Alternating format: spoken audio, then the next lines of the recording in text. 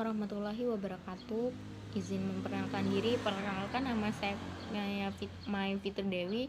Saya akan mempresentasikan yaitu sejarah pajak bumi dan bangunan. Nah, sejarah pajak dan bumi bangunan ini sudah dikenal sejak lama oleh masyarakat dan dikenal secara luas sebagai pajak atas kepemilikan dan kemanfaatan bumi dan bangunan di Indonesia, dan merupakan perubahan atas berbagai jenis pajak bumi dan bangunan yang sebelum pada tahun 1086 ini sudah diberlakukan di Indonesia.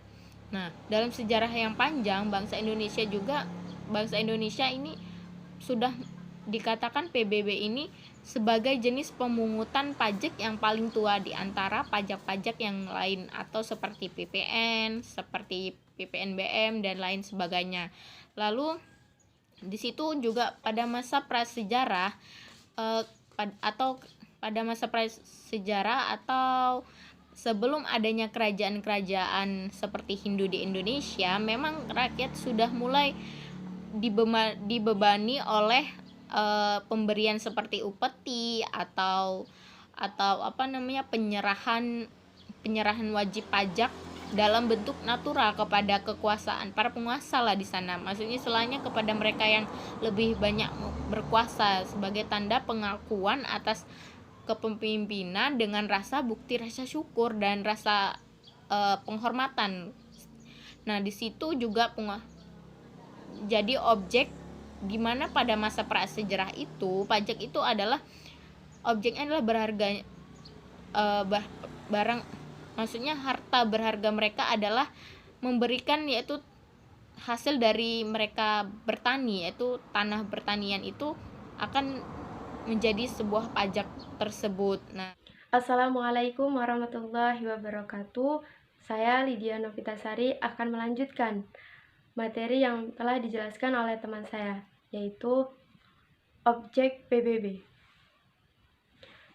Objek PBB yang menjadi objek pajak bumi dan bangunan adalah bumi dan bangunan.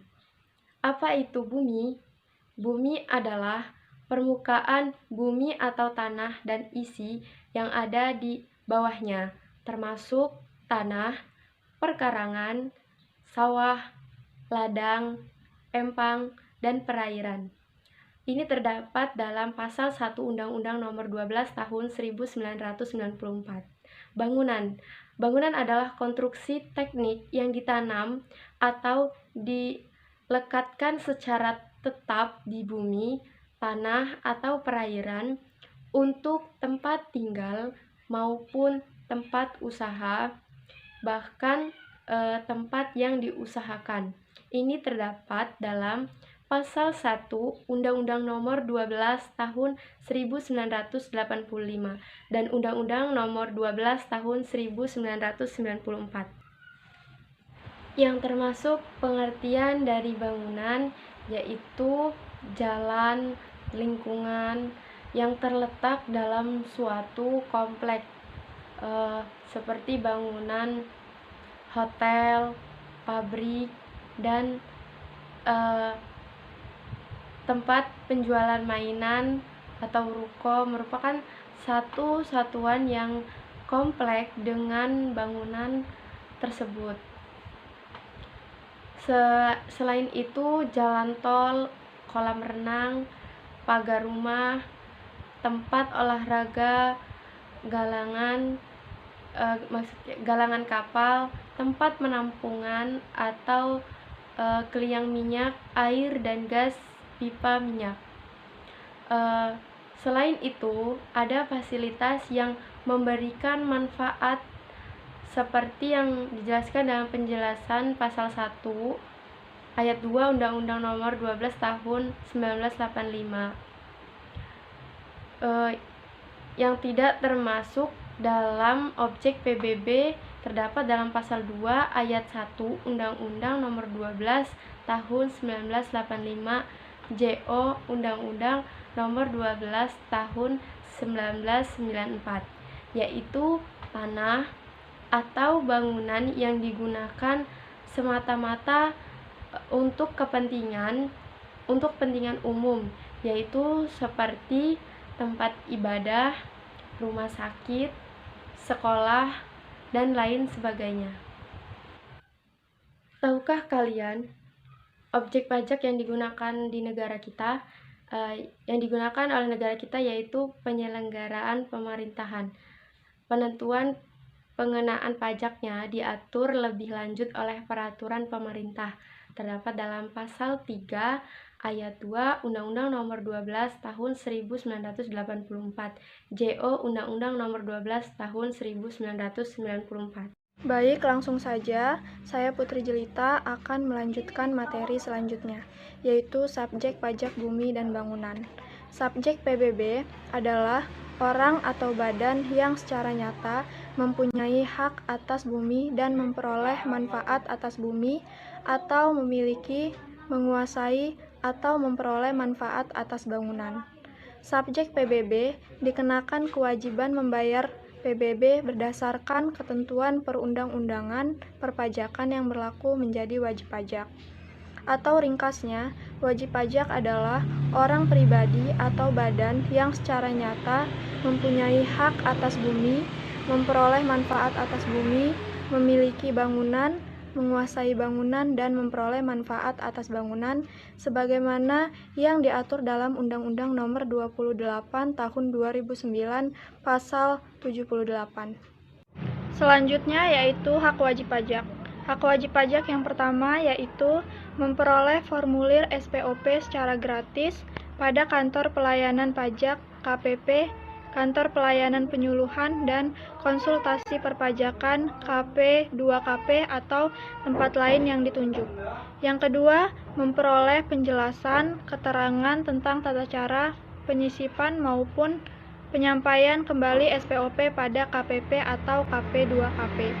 Yang ketiga yaitu memperoleh tanda terima pengembalian SPOP dari KPP atau KP2KP.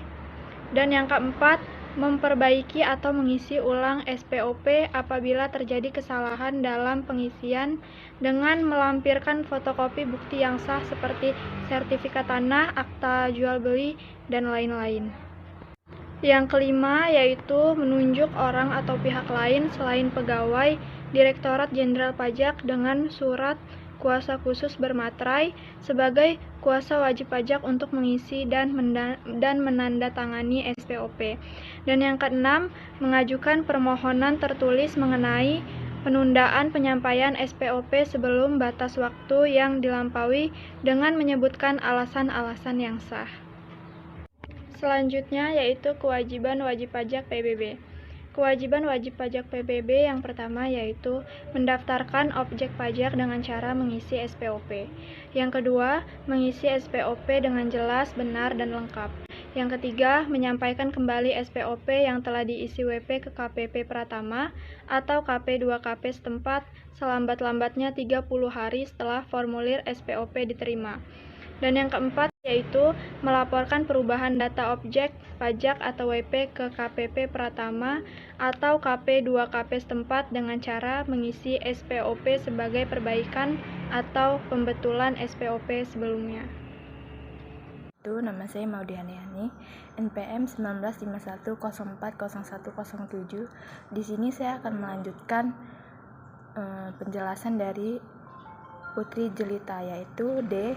Pendaftaran dan pendataan objek PBB. Di sini ada 4. Yang pertama yaitu pendaftaran objek dan subjek PBB.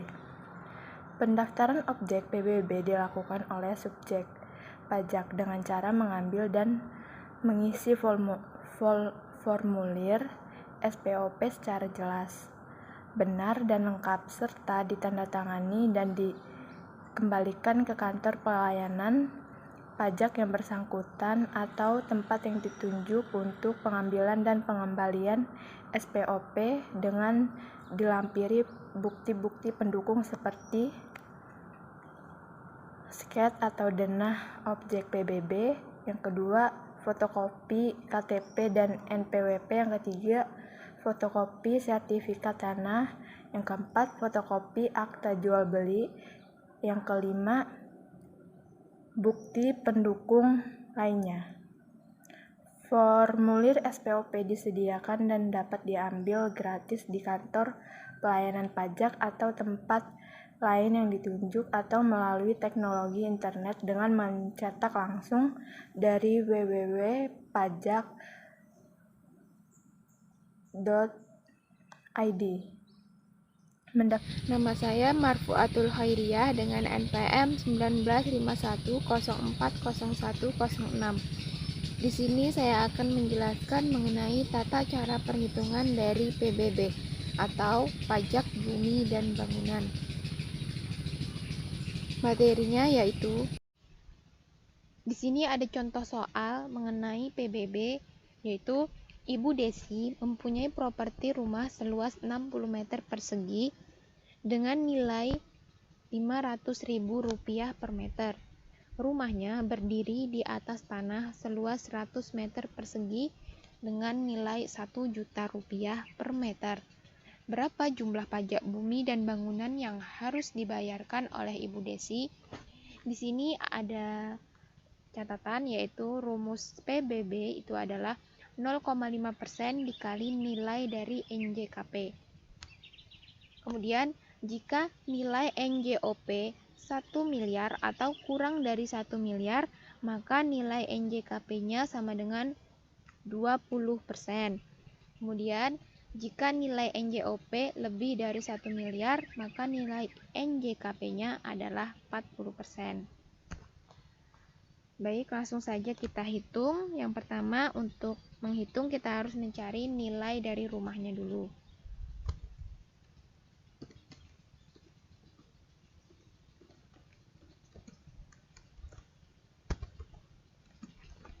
Nilai dari rumahnya berarti kita hitung ini kan 60 meter, kemudian dikali dengan harganya ini 500.000 ya.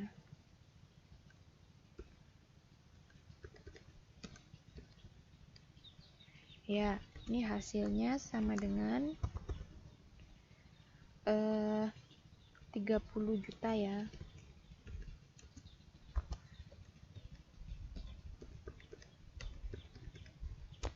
Kemudian kita harus juga mengetahui nilai dari tanahnya.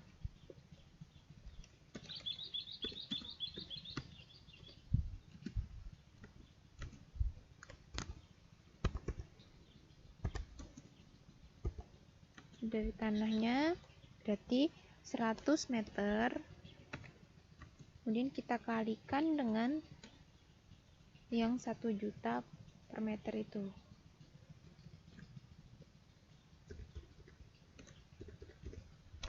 Ya. Nah, hasilnya 100 juta kan.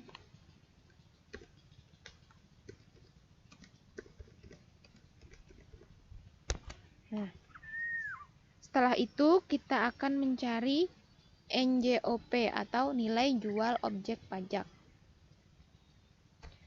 Ini berarti kita harus menambahkan antara nilai rumah dengan nilai tanah. Berarti di sini kita tulis NJOP.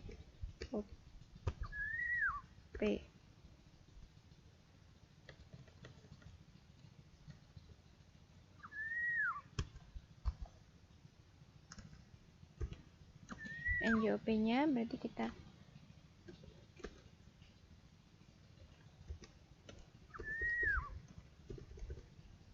kemudian kita tambahkan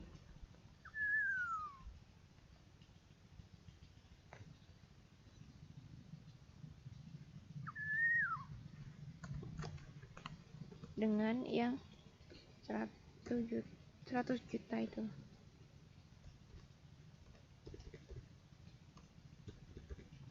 Nah, jadi hasilnya 130 juta.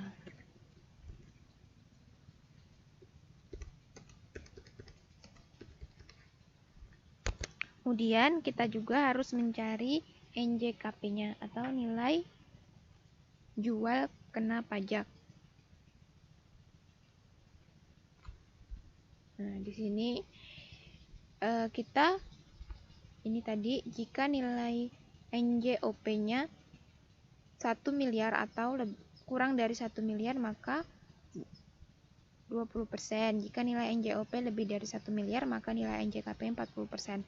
Di sini kita lihat dia apakah melebihi 1 miliar atau tidak. Nah, 130 juta itu kan nggak melebihi, berarti kita pakai tarifnya 20%.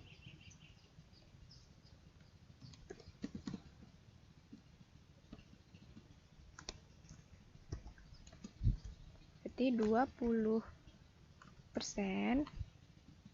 Kemudian kita kalikan dengan persen, kita kalikan dengan yang hasilnya ini tadi, jadi Rp 130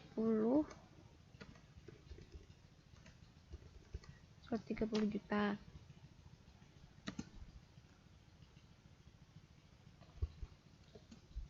Nah, ini kalau dihitung menjadi 26 juta ya.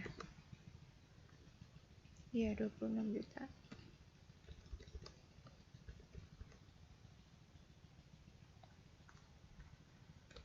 Nah, saatnya kita menghitung nilai dari PBB-nya. Pakai rumus yang tadi. Tuh, yang 0,5%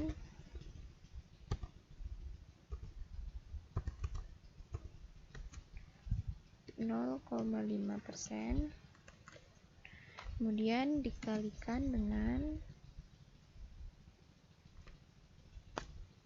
nilai NJKP-nya. Nilai NJKP-nya di situ 62. Maksud saya 26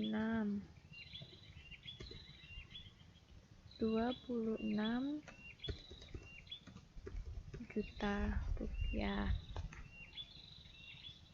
Jadi hasilnya yaitu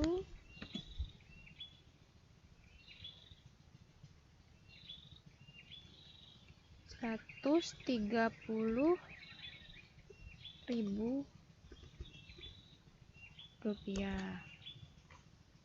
Jadi ini di sini kita buat kesimpulan, yaitu jadi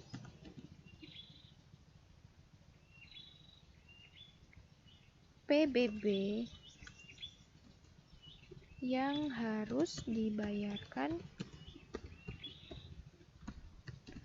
oleh Ibu Desi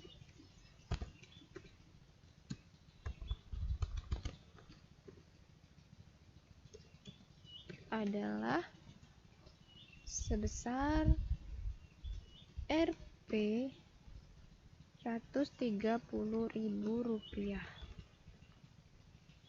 Baik, sekian penjelasan yang dapat saya sampaikan. Kurang lebihnya saya mohon maaf. Saya akhiri. Wassalamualaikum warahmatullahi wabarakatuh. Nama saya Lisa Utami Putri, NPM 1951040097. Saya akan melanjutkan materi tentang undang-undang yang mengatur pajak bumi dan bangunan. Pungutan atas PBB didasarkan pada Undang-Undang Nomor 12 Tahun 1994 tentang perubahan atas Undang-Undang Nomor 12 Tahun 1985 tentang pajak bumi dan bangunan. Kemudian, sejak berlakunya Undang-Undang Nomor 28 Tahun 2009 tentang pajak dan retribusi daerah, maka kewenangan dalam pemungutan pajak bumi dan bangunan sektor pedesaan dan perkotaan PBB P2 telah diserahkan ke pemerintah kabupaten atau kota. Sedangkan untuk PBB sektor pertambangan, perhutanan dan perkebunan PBB P3 masih di bawah wewenang pemerintah pusat melalui Direktorat Jenderal Pajak atau DJP. Tarif pajak bumi dan bangunan. Tarif pajak bumi dan bangunan yang berlaku sejak dulu hingga saat ini masih sama, yakni sebesar 0,5%. Cara mendaftarkan objek pajak bumi dan bangunan. Bagi Anda yang ingin mendaftarkan objek PBB, baik untuk orang pribadi maupun badan, Anda harus mendaftarkan objek pajak di Kantor Pelayanan Pajak atau KPP, Kantor Penyuluhan dan Konsultasi Perpajakan KP2KP, yang wilayah kerjanya meliputi letak objek pajak dan yang akan Anda daftarkan. Sesampainya di sana, Anda perlu meminta formulir surat pemberitahuan objek pajak atau SPOP yang sudah tersedia secara gratis di KPP dan KP2KP setempat. Agar prosesnya berjalan lancar, maka Anda juga perlu memahami hak dan kewajiban Anda sebagai pendaftar objek pajak bumi dan bangunan Anda. Sekian penjelasan materi dari saya. Saya akhiri. Wassalamualaikum warahmatullahi wabarakatuh.